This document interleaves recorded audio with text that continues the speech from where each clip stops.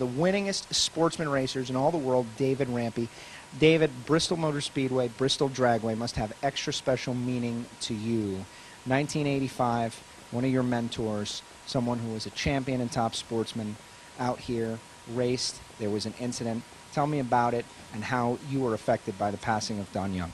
Well, you know, he was a great friend, and not only a great friend, but he was someone that kind of took me under his wing. And, you know, he was a guy that was ahead of his time, I feel like.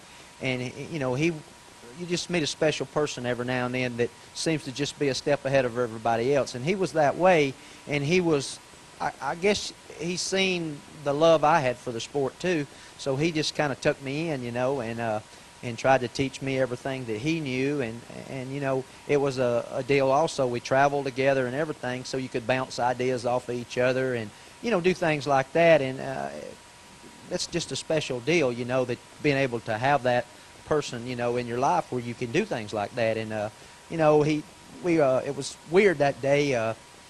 We kind of had an opportunity to spend some time together. Usually when you're both racing, you know, a lot of times you don't, but especially running different classes. And we had some time, you know, that day actually got to eat lunch together and done everything. It's kind of weird, you know. And then I was actually happened to come up when he ran and watch him run. And then when he got to the finish line down there, he actually won the round.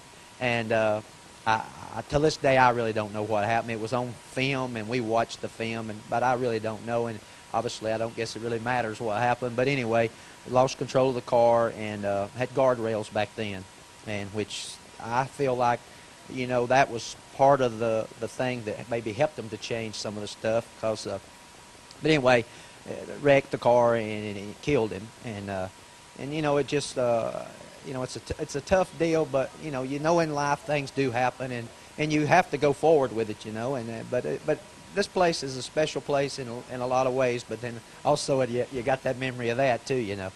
Now, as racers, you guys got together and did something really special in terms of championship points, and didn't take points for the remainder of the season so that he would end up being champion once again because he was leading the points at the time. Tell me a little bit about what went into that. Well, he was leading the points by a pretty good amount, but there was a couple guys that could catch him, and so they kind of agreed that they would not, you know, take the points for anything that they accomplished. But it came down to the last race, which was in Atmore, Alabama, and I actually normally ran Super Rod, but back then they had a deal where if you could go $5.99 or faster, you could run Top Sportsman. So I ran Top Sportsman at that race to just try to make sure, if any, you know, to try to block, kind of like blocking for him, you know.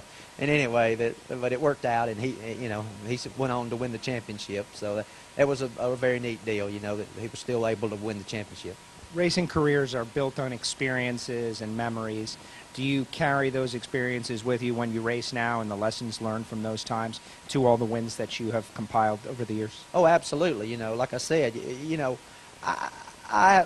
you know, a lot of people take credit for what they do in life, and I mean, I've been blessed with a talent, no doubt.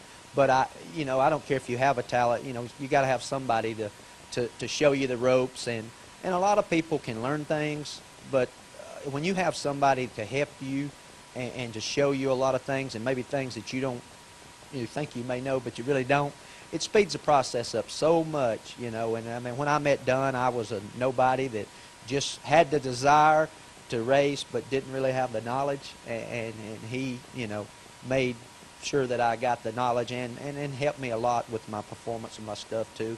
Not only was he a good racer, but he was a very intelligent mechanic-wise on cars and stuff, and like I said, he just was ahead of his time. And had I not met him, you know, very possible that I wouldn't be where I'm at today, probably.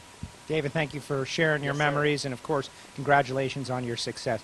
Don must have been a great man because the product turned out exceptionally well. Well, I don't know about that, you know, but he was an awesome guy. You know, he was just a unique person, you know, in a lot of ways. And he went to Vietnam and all that, and you know, not only did I get racing experiences from him, but I got to, you know, through his eyes, see what it was like in Vietnam some, you know, and that was pretty special to me too, you know. David, thank you so much. Yes, sir. No problem.